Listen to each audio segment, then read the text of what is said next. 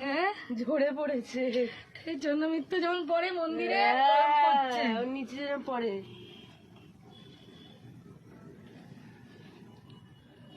যা বাবা চন্দ্রমিত্র দিয়ে দিয়েছে, দাঁড়া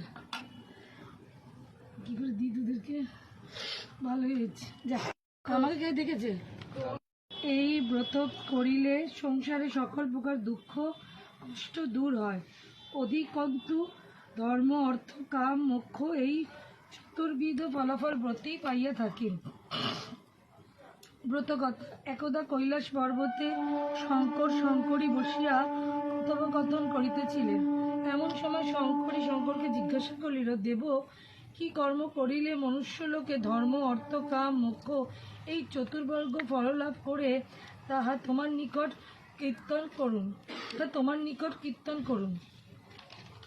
শঙ্কর বলিলেন, হে শঙ্করী, আজ তুমি এই কথা জিজ্ঞাসা করিতেছ কেন? শঙ্করী বলিলেন, দেব, পৃথিবীতে মানুষ দিন দিন পাপের বোঝা বাড়াচ্ছে। তাতে দেখছি পৃথিবী থেকে ধর্ম কর্ম শীঘ্র লোপ পেয়ে যাচ্ছে। সেই জন্য আমার প্রাণ কেঁদে কেঁদে উঠেছে। আমি একটা ব্রত বলে দিন, মানুষ সহজেই তাই করবে, তার সর্বপাপ থেকে মুক্ত হতে পারবে।